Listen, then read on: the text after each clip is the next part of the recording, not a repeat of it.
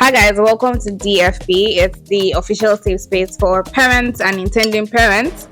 I mean, it's just a space where we get to share our ideas, experiences, opinions with everything relating to parenting and childbearing and all of that. So, welcome to today's episode. Hi. Welcome, guys. Hi and welcome. This is so impromptu, but welcome, guys. All right. How many times you say welcome? Let's just continue saying welcome. Okay. So, I received a message yesterday, and it was for a video that was circulating the internet. It was about a husband, beating up his wife, and his child was there. When he was done, he started dancing and mocking the wife and stuff like that. So, I think let's first start off with the basic question: have your parents ever fought in front of you before? I'm not even talking about physical fights. Let's not go there yet. I'm talking about arguments, serious arguments where it's getting very heated. Have you ever experienced that before? Not heated, but arguments, yeah.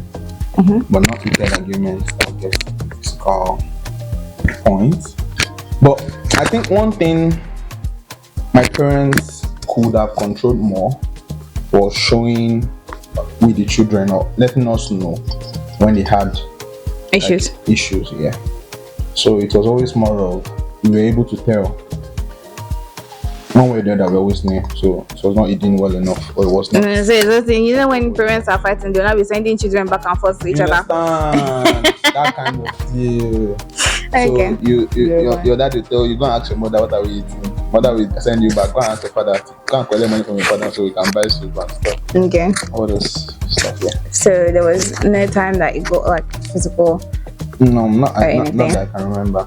But how about very, very heated where they're exchanging words? I'm not talking about insults or anything like that. No, it doesn't get that heated. Okay. It doesn't get that heated to that point. So I'm actually surprised because I kind of know your dad, and I know he's somewhat temperamental. Yeah. But he knows how to handle with his wife, those issues. Yeah. With his family, actually.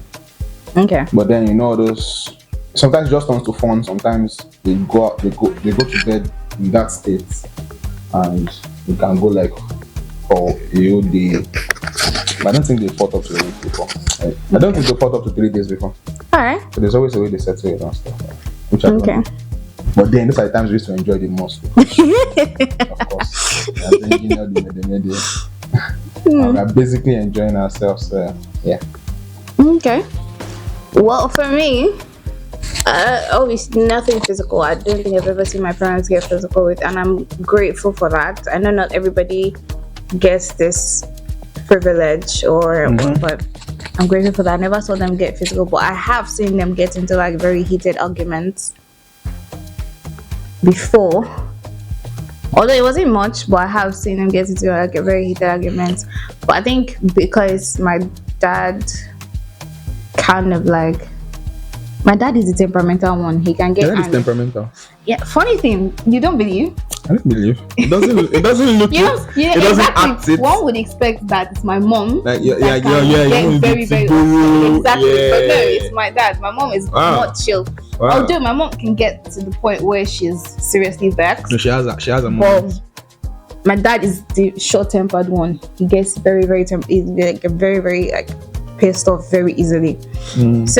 So I have seen them get into very heated arguments where they almost not even almost, they were raising their voices, but obviously we just kept quiet. All the shit. What do you want to say? Well, no. There were times where we had to either pull one of them away from the situation. We had to pull one of them away from the situation and just be in a very separate space. Yeah. But the thing is, I think all these husbands becoming forming struggle. It's all of it that is to beg last. But I don't always beg. I think I witnessed one when my mom actually didn't sleep in the room. And my dad came to the room where she was sleeping and came to beg her to come to the room. So I think like that's like the most physical. Okay. Like I don't know. I didn't really know. We didn't really know the issue, but we just knew that she didn't. He came back from home. He came back from work. No, the normal proper greeting in our mind. Nowhere, nothing was there. And when it was time to sleep, we just saw Rabba in our room. And we were like, finish it. What happened to your husband? Only for the husband to come later and like, why is showing his son? I should never respond and stuff. So like that's the. But at least I'm talking about the begging part, like the men I don't know. Obviously. Like, I don't know yeah, well, that's the strongest. Even when they are at fault, they don't want Actually, I actually have seen my dad apologize a lot more times. I don't think I've ever seen my mom apologize. Even when she's wrong, I've never seen it. I've never seen it. Maybe it's when the man apologizes. She might, yeah, exactly. She might act remorseful after, but I don't think I've ever seen her. Kudos to that, though. Kudos to that. You guys are doing like great jobs and all that. I think what our parents really have is great management. Yeah. They really know how to manage situations like properly. Unlike this generation, a whole lot of us don't know how to manage situations properly. If we did, we would be in better spaces now. And there'll even be like a lot less divorce cases and all of that. A lot less divorce cases, even breakup cases and all those stuff would really reduce because we don't really know how to manage. No, I don't. Is it management? I think we most of us don't fully understand the idea of a union, of what unity means. Yeah, it's still part of it now. And then, it's still part of it. Even because it affects. What I'm saying is because it affects even friendship. Yeah, like a lot. Everybody is just trying to be like an individual. Exactly. And everybody like, is trying to be an individual, and all that. If your parents mind their business, they won't give it to you. You need to understand that. True. Honestly. So I guess fighting, I think based on like the experience that we have, arguments and fighting were somewhat okay-ish, but physical this thing wasn't. So I think I don't think I don't have friends. I don't think I've come in contact with anyone that has experienced like the whole physical physical altercations with parents in the home. So please, if you have experiences, you can reach out to us in the DMs.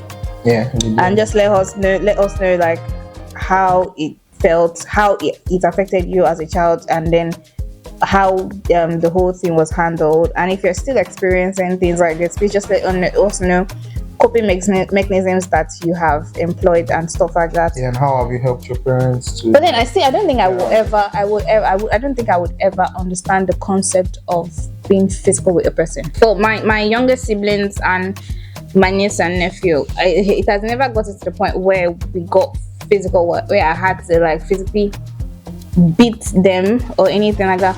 For me, I think it's disrespectful. So irrespective of your age or whatnot, it's not even an age factor for me.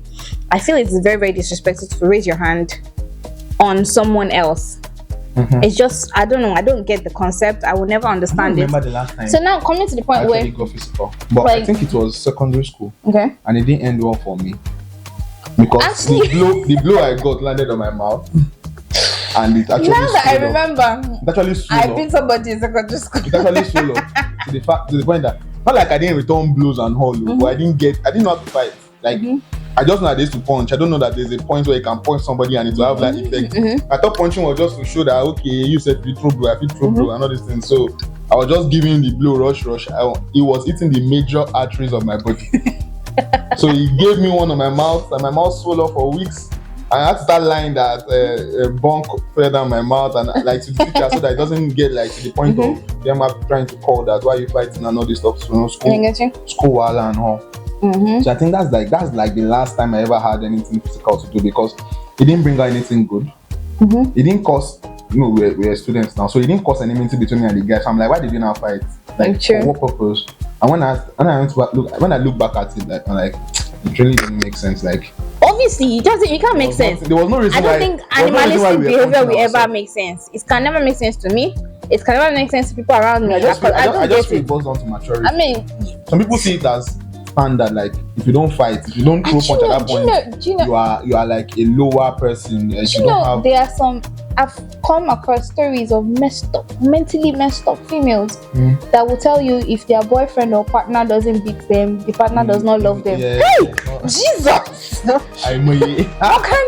What kind of animalistic love is this? I don't get it. I don't get it. I think honestly, lovers. This is why like having family matters a lot. Childhood traumas matters a lot. Like what you have to heal from these things before you think of settling down with anybody. Because someone like that, if you grow up in a household where physical battery was a normal thing, it would be a normal thing to you too when you get married. Like it wouldn't be a big deal. So when someone is trying to tell you this thing is wrong, you would think that person is saying nonsense because you believe it's a norm. It's supposed to be a norm. So when girls say something like that, it's very important to go and check their background. The father probably beats their mom and the mom stayed and didn't really complain about it that much. And then cases where you have like males that beat up like their partners, check their background too. Their father probably did it to the mom, and the mom saw nothing. Exactly, like nobody saw anything wrong with it. So that's why it's important. This parenting thing is too sensitive for you to get it wrong. It's very important that we know what is right and do what is there right. Has to be proper checks and balances. Yeah, because what you don't know is that everything is registered. Everything is registered. I can register, like I remember surprisingly how I remember things like from when maybe I was 3 or 4 years old. Like I just have the memory. I might not know in details, but then I remember that okay, this thing happened, something like this was said, around this was said. I might not understand at that point, but I can always tell you that okay, this happened, something like this was said, and something like that. So children really register a lot of these things in their head, even if you don't do why they grow up. But at the point in time, they must have known that this kind of thing really happened. I was reading a story on Reddit, and this girl said, a lady actually, she's married, but I think, and it's just her and her brother. I think their parents are late or something. I don't know. Their parents were not in the picture. So she raised her brother by herself, and he's now a medical doctor. She's doing so well herself. She's married with kids. Typical. We went from a bad situation to a good situation. Perfect. So everything just became weird when the guy's fiance, because she knew the fiance too. The guy's fiance, they've been dating for 4 years.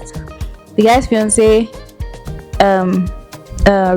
made a police case about the brother, the person she was here to about her brother.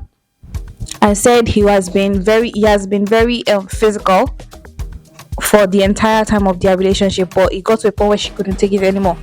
The girl beat her chest. She said it can never happen, that it's not her brother, that she basically raised this boy, so she knows what he can and cannot do.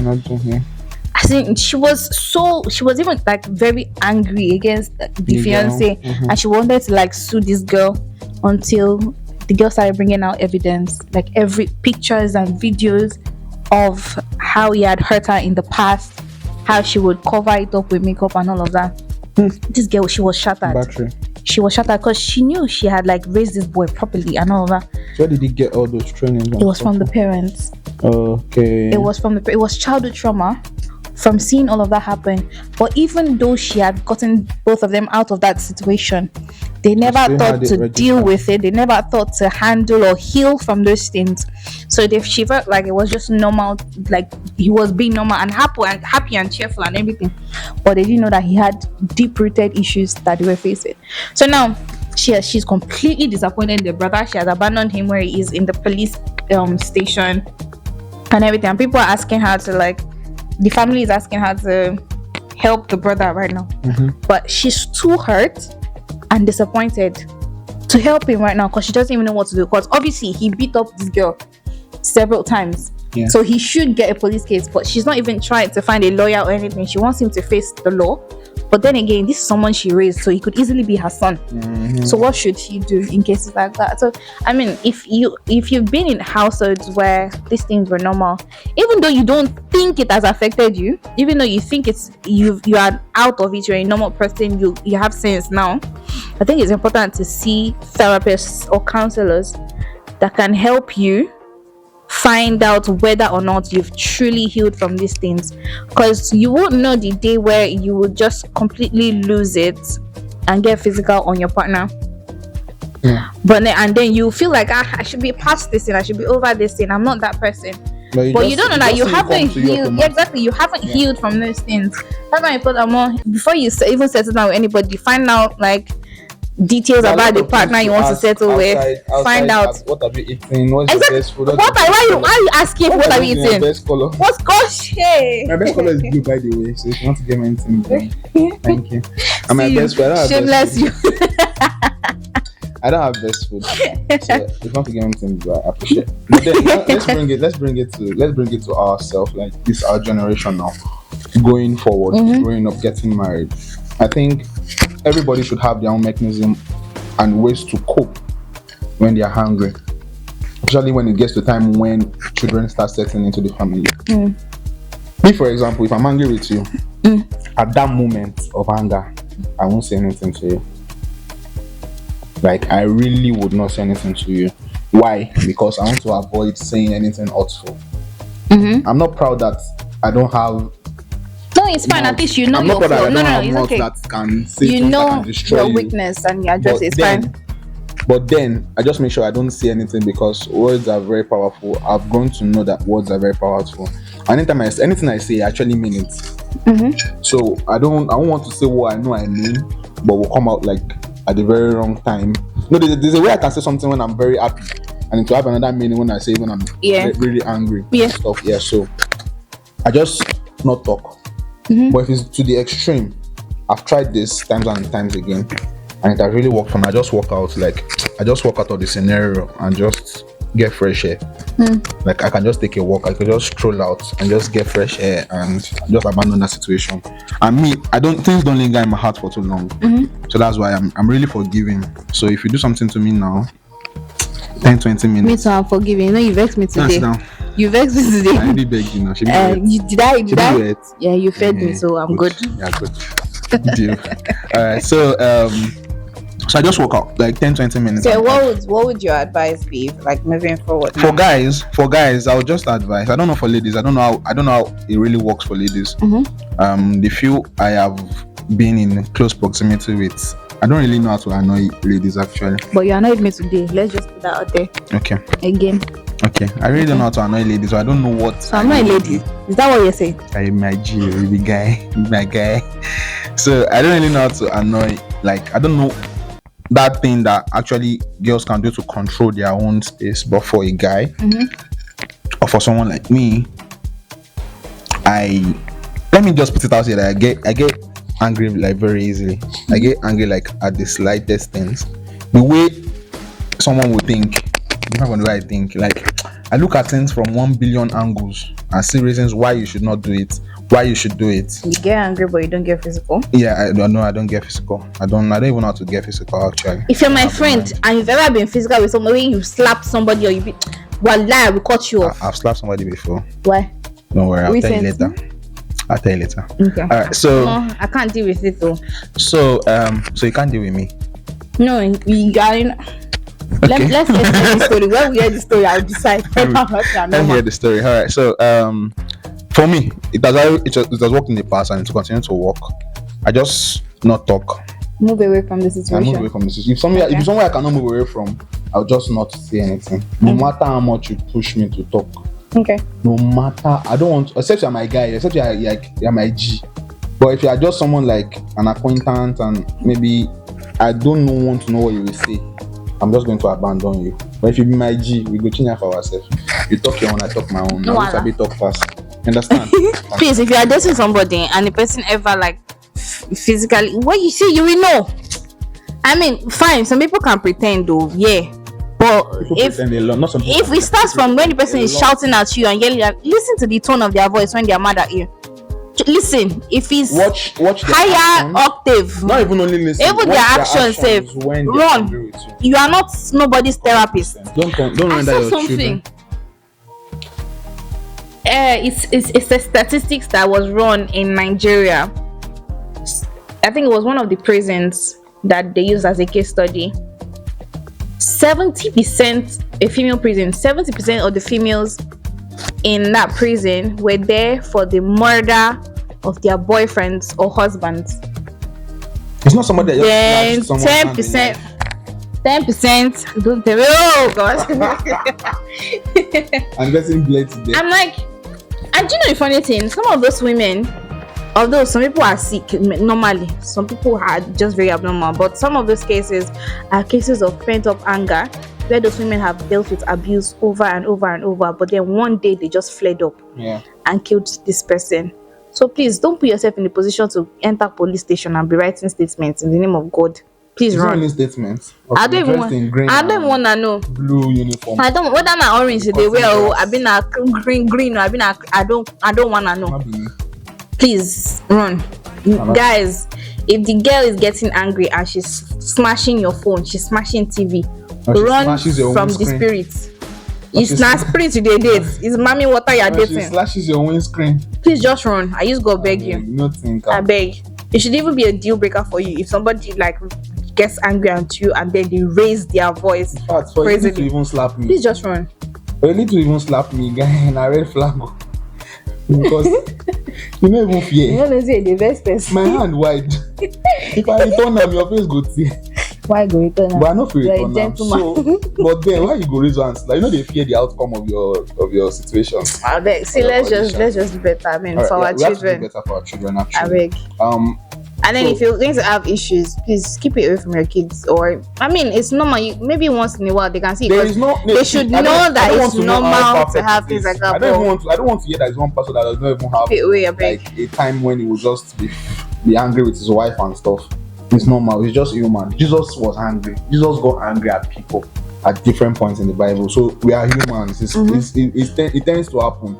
If you tell me you're not angry in your life, you are not human. We are not still life. Or you are just pretending and deceiving yourself. So I don't want to hear that one man of God is. And you are even the worst kind of. He has never had any argument with his wife. He has never been angry with his wife. Whatever. I don't want to hear it. That is not. It's not true. Please, for many ways. Let's just do better. We need to do better. So if there's anything you've taken away from yesterday, is for you to know how to control your anger. Best ways to control yourself. And flee from bad situations. Flee from bad situations. Try as much as possible not to let your children know like the situation happening between you and your wife when it comes to the matter of an argument or whatever between you and your spouse.